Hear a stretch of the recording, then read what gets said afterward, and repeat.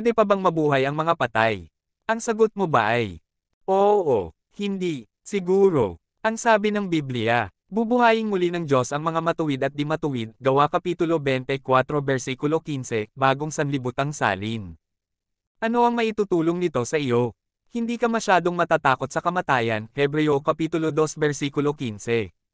Mas makakayanan mo ang pagkamatay ng mga mahal mo sa buhay, Ikalawang Korinto Kapitulo 1 versikulo 3, 4.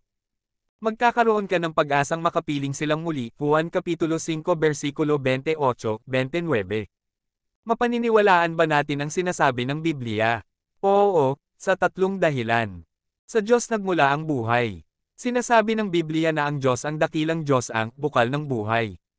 Awit Kapitulo 36 versikulo 9, Gawa Kapitulo 17 versikulo 24, 25, Kung ang Diyos ang nagbigay ng buhay sa ating lahat, tiyak na kaya rin niyang ibalik ang buhay ng isang namatay.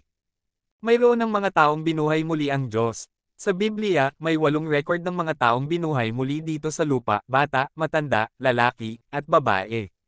Ang ilan ay kamamatay lang ng buhaying muli, pero may isa na 4 na araw nang nakalibing, Juan Kapitulo 11 versikulo 39 hanggang 44. Gustong-gusto ng Diyos na buhaying muli ang mga patay. Kinasusuklaman nagdakilang Diyos ang kamatayan, itinuturing niya itong kaaway. Unang Korinto Kapitulo 15 versikulo 26, sa pamamagitan ng pagkabuhay muli, determinado siyang talunin ang kaaway na ito. Nasa sabik siyang buhayin at makitang muli sa lupa ang mga taong nasa alaala niya, Job Kapitulo 14 versikulo 14, 15. Pag-isipan ito, bakit tayo tumatanda at namamatay? Sinasagot iyan ng Biblia sa Genesis Kapitulo 3 versikulo 17 hanggang 19 at Roma Kapitulo 5 versikulo 12. Mahahalagang turo ng Biblia. Ano ang kalagayan ng mga patay? Nangangako ang Biblia na maraming tao ang bubuhayin muli o ibabangon mula sa mga patay gaya ni Lazaro. Sagot sa mga tanong sa Biblia. Ano ang pagkabuhay muli?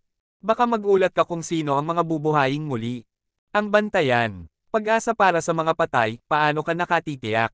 Dalawang matibay na dahilan ang ibinibigay ng Biblia para magtiwala sa pagkabuhay muli. Tungkol sa amin. Bakit magandang mag-aral ng Biblia? Sinasagot ng Biblia ang mahahalagang tanong ng milyon-milyong tao sa daigdig. Gusto mo rin bang masagot ang mga tanong mo? Turo ng Biblia. Subukan ang pag-aaral. Subukan ang libreng pag-aaral sa Biblia kasama ang isang tagapagturo. I-print. I-share. I-share pwede pa bang mabuhay ang mga patay? T35p. 1 hanggang 4. OPSIYON sa pagda-download. Opsyon sa pagda-download ng publikasyon pwede pa bang mabuhay ang mga patay? Opsyon sa pagda-download ng audio pwede pa bang mabuhay ang mga patay?